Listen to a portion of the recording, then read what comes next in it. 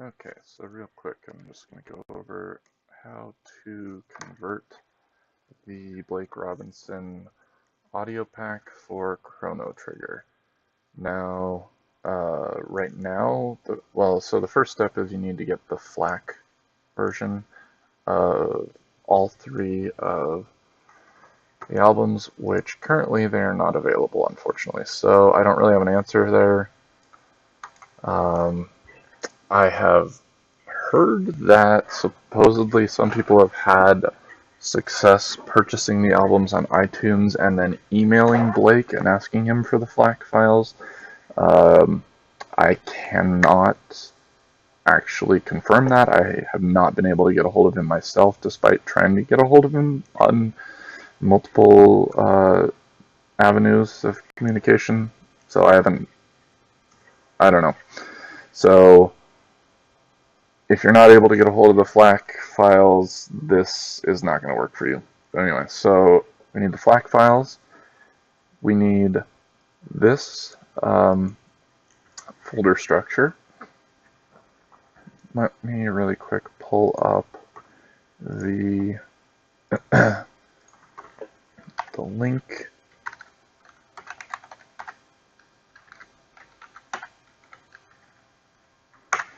Okay, of the Git repo. Okay. So really quick, here is where you're going to get MSU-PCM++. I will go ahead and link this in the description. From the repository, you're going to want to go to Releases and download the executable here. You are also going to, you're going to want to go in the code, you're going to want to go to Configs, Chrono Symphony, Raw, and then you will want to save as and save this file. So those are the two files you're going to want. You're going to get msupcm.exe, tracks.json.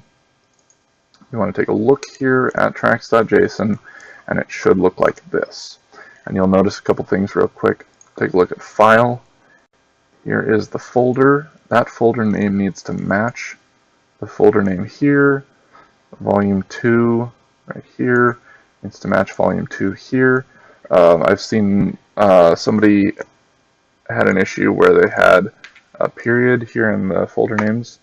So make sure that the folder names match exactly the way that they are shown here. You can also go in and confirm that the actual files match. So like here's 5 green memories. You want to make sure that everything matches. You also need this Lavos scream.wave. There are a couple places that you can get that. One of them is, well, that's actually a part of the SPC RIP, so you'll have to get that yourself as well. Here, I'll just play it really quick. This is all it is. It's the sound effect of Lavos screaming. It's 5 seconds long. That's all you need. So, once you have all of this, all you have to do is drag and drop the tracks. Okay, so I forgot this part. So there's a couple different ways you can do this. msupcm.exe by default looks for a file named tracks.json, so you can rename chronosymphony.json to tracks.json, or if you downloaded it and you just left it in that, all you have to do is drag and drop here. Or so I'm gonna do it this way just so that the window stays open, but the result would be the exact same if you dragged and dropped it. So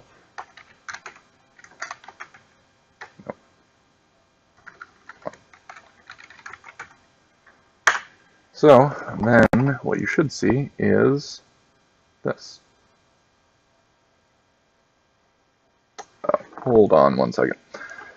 I have actually made some changes to my local copy here, so let me really quick Okay, you want to make sure you don't have a first track or a last track. You shouldn't in the, let me check the GitHub really quick.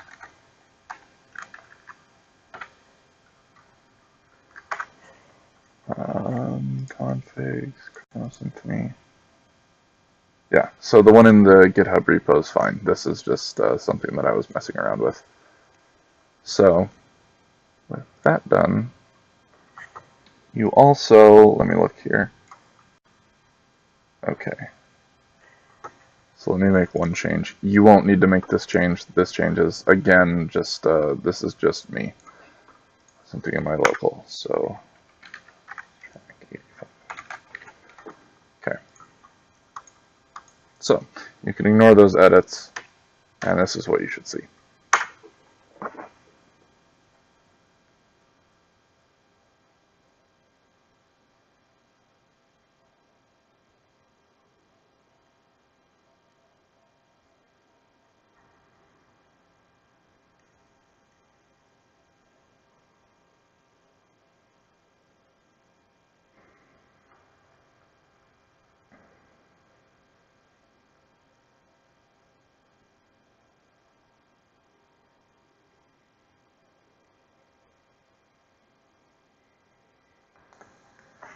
And it will go all the way through, and you should end up with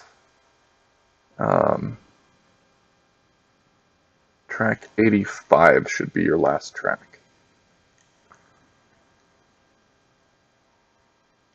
And we'll see really quick. I'm not sure exactly how many tracks that is total. So this does include the two unused themes, Battle 2 and Singing Mountain. So those won't ever play in-game, but they're there. So there should be 65 tracks. And if you want, let's see what's good. Okay, so if you want to hear, this is playing. Here, pull this over, and it should loop properly. Just do that. So there you have it. That should be everything that you need to do. Just make sure you have the right files, that they're in the right folders. You shouldn't need to make those changes to the JSON file. You should just be able to download it as is and go. And then you should have this. Now, one thing I will say is one change you can make to the JSON file before you run it is this line right here, output prefix. You can change that to whatever you want. If you're going to use this with Higan, you would want to change this to just track, because then you don't need any manifest file.